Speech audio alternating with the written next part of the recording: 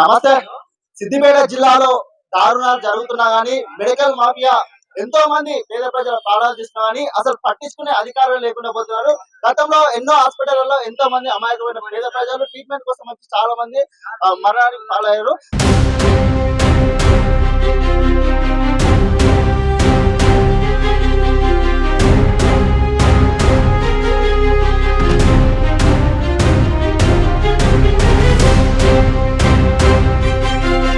ప్రస్తుతం సిద్దిపేటలోని విశ్వ హాస్పిటల్ కూడా నిన్నటి రోజు ఒక వ్యక్తి తను హాస్పిటల్ కి ట్రీట్మెంట్ కోసం వస్తే తను ఈ రోజు శవంగా మారాడు. అంటే ఈ హాస్పిటల్ యజమాన్యాలు అసలు జూనియర్ డాక్టర్లతో ట్రీట్మెంట్ చేపిస్తురా, అసలు డాక్టర్లు చేస్తురా అనే దానిపైన చర్చనీయంగా మారింది. అయితే ప్రస్తుతం బాధిత కుటుంబ సభ్యులు మాత్రం ఇక్కడ ఉన్నారు, ధర్నా చేస్తారు విశ్వ హాస్పిటల్ మీద. వారిని మరిన్ని వివరాలు అడిగి తెలుసుకునే ప్రయత్నం చేద్దాం. ఏం జరిగింది అసలు?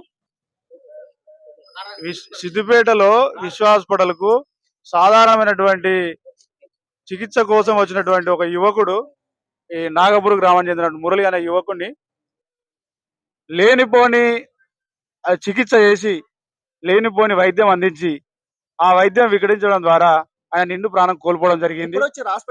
నిన్న సాయంత్రం వచ్చారు.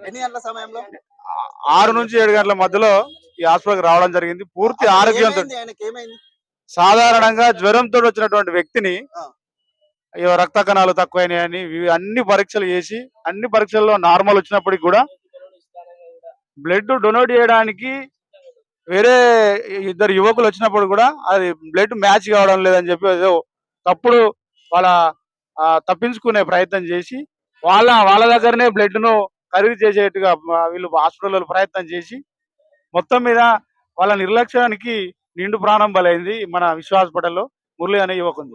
ఏం జరిగిందన్న? అసలు ఎప్పుడు హాస్పిటల్కి వచ్చారు? డాక్టర్లు ఏమన్నారు? పేషెంట్ ని చూసి రావాలి ఫస్ట్ అంటే వచ్చేసి బ్లడ్ హెల్పింగ్ చేస్తాను. నాకు 11:30 సమయంలో వాళ్ళ అల్లుడు గోపాలన్న ఫోన్ చేయడం జరిగింది.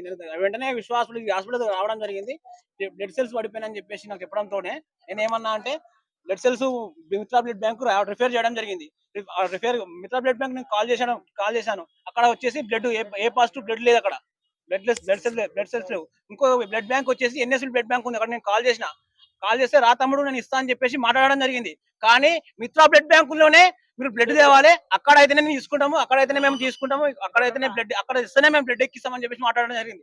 మీరు ఇలా తెచ్చినా సరే, ఇప్పుడు తెచ్చినా సరే, రేపు పొద్దున తెచ్చినా సరే, కానీ మిత్రా బ్లడ్ బ్యాంకులో ఇస్తేనే ఎక్కిస్తామని చెప్పేసి మాట్లాడడం జరిగింది. ఇప్పుడు పర్లేదు, పొద్దుగాల దాకా బాగానే ఉంటాడు. మీరు పొద్దున మిత్రా బ్లడ్ బ్యాంక్ వెళ్ళి బ్లడ్ సెల్స్ తీసుకొస్తే నేను ఎక్కిస్తాం, పొద్దున్న దాకా ఏం కాదని చెప్పేసి మాకు ధైర్యం చెప్పడం జరిగింది. ధైర్యం చెప్పడంతో ఏం కాదని చెప్పేసి మేము ఇంటికి వెళ్ళినాం. తర్వాత గంట సమయంలోనే ఈ సంఘటన ఎదురైంది. అది పరిస్థితి. ఎప్పుడు ఏ టైం అయిపోయిండు? 1:30 సమయంలో చనిపోయాడు. రాత్రి రాత్రి వచ్చి వార్డు డాక్టర్స్ ఉన్నారు. ఆయన ఏమన్నాడంటే ఆయన నిర్లక్ష్యం ఉంది, అంటే బాగానే ఉన్నాడు అని చెప్పేసి మాకు చెప్పడం జరిగింది. గంటకొకరు వస్తారు, గంటకొకరు ముచ్చట చెప్తారు. గంటకొకరు వచ్చారు. ఇప్పుడు వాళ్ళు ఎవరు లేరు, న్యాయం చేసేవాళ్ళు ఎవరు లేరు. యాక్చువల్గా చెప్పాలి, వీళ్ళ బాధిత కుటుంబానికి 3 చిన్న పిల్లలు, వాళ్ళకి ఎటువంటి న్యాయం లేదు, ఎవరు సంతానం లేదు. మాకు న్యాయం జరగాలని చెప్పేసి మేము డిమాండ్ చేస్తున్నాం.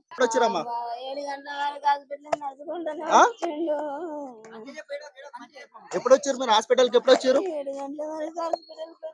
ఎప్పుడు? నిన్ననా? కూడా తిన్నాడు. ఆ పెద్ద డాక్టర్ లేని ఎన్ని సంఖ్యలు ఇచ్చారో చిన్నలో ఉండి. ఏమన్నారు డాక్టర్లు? ఏమన్నారు నువ్వు వచ్చినాక? మంచిగా ఉన్నాడని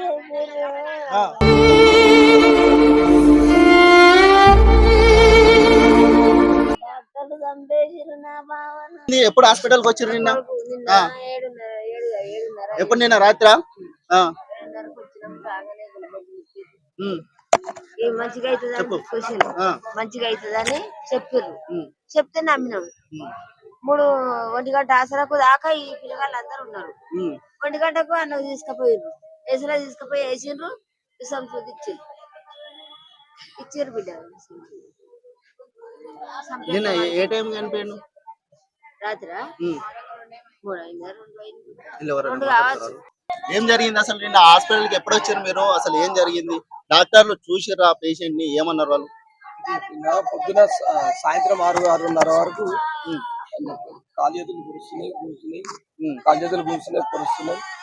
దమ్ము వస్తుందని చెప్పి హాస్పిటల్కి వచ్చినాం. మా ఆర్ఎం డాక్టర్ ఇక్కడ పంపించింది, విశ్వ హాస్పిటల్లో పంపించి 6:30 అటు ఇక్కడ అయితే వచ్చినాం. రాగానే అంటే చూసిండు, చూసి మందులు రాసి నీకు అంత గుండె అంతా టెస్ట్ చేసి నీకు ఏమన్నా గుండెకి ఏమైనా ఇబ్బంది అయిందా ఏంటంటే గుండె మంచిగా ఉన్నది, దమ్ము ఎందుకు వస్తుంది సార్ అని అంటే దమ్ము నీకు వీక్ అవుట్ల దమ్ము వస్తుంది, కాకపోతే ఒక టెస్ట్ డెంగ్యూ మలేరియా వచ్చినట్టున్నది, అది ఒకసారి టెస్ట్ చేసినాక మాట్లాడదాము, అది చూద్దాము అని అన్నది. అంటే సరే సార్ అని చెప్పి టెస్ట్ చేశాక చూడండి అండి, మరి ఇంటికి వచ్చా ఉండండి అంటే ఇంటికి పోవచ్చు ఏం పర్లేదు అని చెప్పింది. సరే సార్ అని చెప్పాను. టెస్టులు వచ్చినాక కొద్దిసేపటికి నీకు తెల్ల రక్త కణాలు పడిపోయినాయి, 1,50,000 ఉంటేనే 35,000 దాకా ఉన్నది, ఉండాల్సి వస్తుంది, అడ్మిట్ కావాల్సి వస్తుంది అని చెప్పింది. అడ్మిట్ కావాల్సి అంటే సరే సార్ ఉంటాం సార్ అని చెప్పింది. మా ఆర్ఎంపీ డాక్టర్ కూడా ఫోన్ చేసినాం, ఇట్లా అంటున్నది సంగతి అంటే మళ్ళీ నుంచి అయితే ఇంటికి తీసుకురమ్మన్నాం అంటే వద్దు అక్కడనే ఉండు అడ్మిట్ చేసుకోండి అని చెప్పింది. అడ్మిట్ అయినాక ఆయనతో వెళ్ళి సంతకం పెట్టమని చెప్పి సంతకం పెట్టించింది.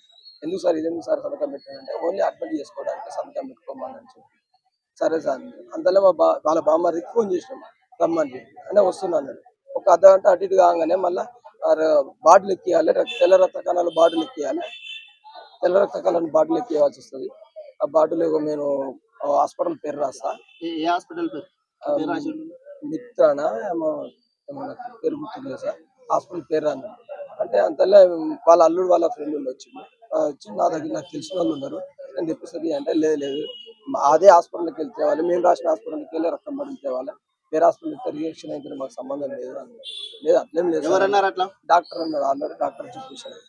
అంటే సరే సార్ అంటే బ్లడ్ వాళ్ళు రాసిన హాస్పిటల్ తీసుకురావాలి, వేరే దాంట్లో తీసుకురావద్దు అని చెప్పిండు. ఆల్రెడీ మేము తెస్తాం, మాకు తెలిసిన వాళ్ళు ఉన్నారు, మా పరిచయాలు ఉన్నాయి, తీసుకుంటామన్నా కానీ లేదు మేము హాస్పిటల్కి ఇచ్చిన దానినే మేము చెప్పిన దానినే తీసుకురావాలని చెప్పి రిపోర్ట్ కూడా రాసింది. అలా చెప్పిండు. సరే సార్ తీసుకొద్దాం వరకు అలా అడిగినాం, అడిగితే అలా లేదని చెప్పింది.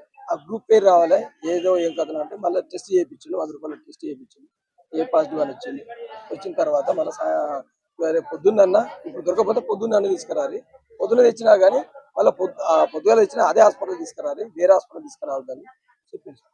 సరే అని చెప్పేసి ఆయన వచ్చేసి నేను 12 గంటల దాకా ఈయన ఉన్నా. 2 సార్లు బాత్రూమ్ పోయిండు, అంటే వాషింగ్ పోయిండు, అటు ఇటు తిరిగిండు, మంచిగా ఉన్నాడు.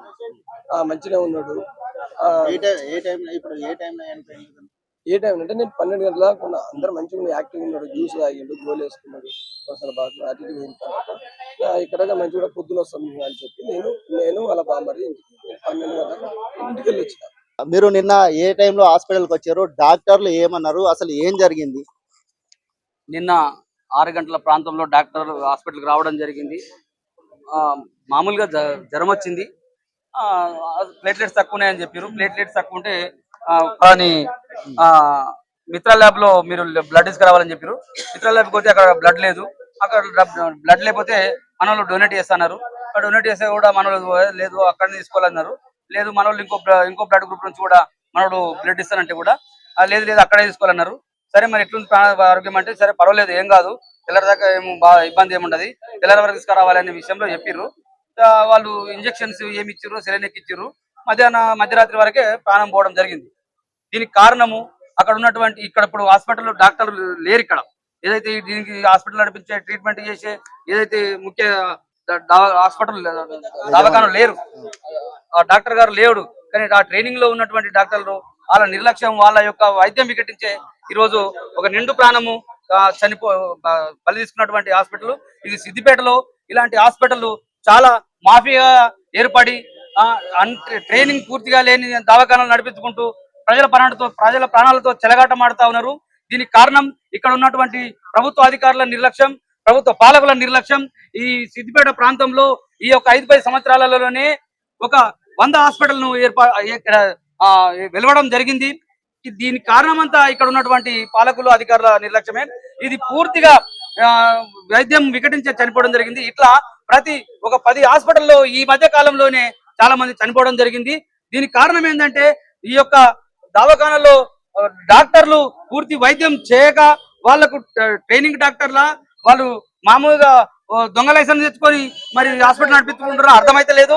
కాబట్టి ఇలాంటి హాస్పిటల్ల పైన చర్య తీసుకోవాలి. మేము రాష్ట్ర ప్రభుత్వానికి కూడా ముఖ్యమంత్రి గారు కూడా డిమాండ్ చేస్తా ఉన్నాం.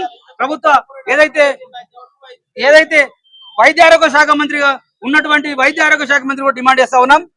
కంపల్సరీ ఈ హాస్పిటల్ సీజ్ చేయాలి, ఈ హాస్పిటల్ దవాఖానా డాక్టర్ లైసెన్స్ కూడా రద్దు చేయాలి. ఇలాంటి దొంగ దవాఖాన్లా, ఇవి లంగ దవాఖాన్లా, మోసం దవాఖాన్లా, ఇది ప్రజల ప్రాణాలతో చెలగాటమాడుతున్న దవాఖాన్లా ఒక మాఫియాగా ఏర్పడి ప్రజలను రక్త మాంసాలు పింప చేస్తూ వాళ్ళ ప్రాణాలు తీస్తా ఉన్నాయి. కాబట్టి ప్రభుత్వం వెంటనే చర్య తీసుకొని ఇలాంటి దొంగ హాస్పిటళ్లు, ఇలాంటి మోసపో డాక్టర్లను చర్య తీసుకొని వాళ్ళపైన కఠిన చర్యలు తీసుకోవాలని డిమాండ్ చేస్తా ఉన్నాం.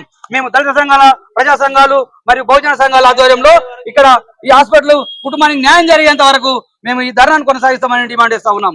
రైట్, నిన్నటి రోజు ఏదైతే 6 గంటల సమయంలో ఏదైతే వ్యక్తి హాస్పిటల్ కి రావడం జరిగింది, జ్వరం వచ్చిన దానితో హాస్పిటల్ కి వస్తే డాక్టర్లు అన్ని వైద్య పరీక్షలు చేసి మంచిగా ఉన్నారు, నార్మల్ గా ఉన్నారని చెప్పడం జరిగింది అంటున్నారు కుటుంబ సభ్యులు. కానీ రాత్రి సమయంలో ఇక్కడ ఉన్నటువంటి డాక్టర్ యాజమాన్యాలు లేక ఇక్కడ జూనియర్ డాక్టర్ ట్రీట్మెంట్ చేసిరు. రాత్రి 12 నుంచి 1 మధ్యలో వ్యక్తి చనిపోయాడని చెప్తున్నారు. ఇలా సిద్దిపేటలో గత కొన్ని రోజుల నుంచి ఎన్నో హాస్పిటల్లో ఎంతో మంది అమాయకమైన పేద ప్రజల ప్రాణాలు కోల్పోతున్నా గానీ ఇటు ప్రభుత్వ అధికారులు ఇటు ప్రభుత్వ అధికారులు సరే, ప్రభుత్వాలు అయినా సరే అసలు పట్టించుకోవడం లేదు. వీళ్ళకి లైసెన్స్లు ఉన్నాయా? అసలు లైసెన్స్లు ఉండి నడిపిస్తున్నారా ఈ హాస్పిటల్? ఎన్నో హాస్పిటల్ నడిపిస్తున్నారు సిద్దిపేటలో. గత కొద్ది రోజుల క్రితం ఒక హాస్పిటల్, మరో హాస్పిటల్, మొన్న రీసెంట్ గా ఒక హాస్పిటల్ ఒక వ్యక్తి చనిపోయాడు. కానీ వీటిపైన చర్యలు ఎందుకో తీసుకోవడం లేదు.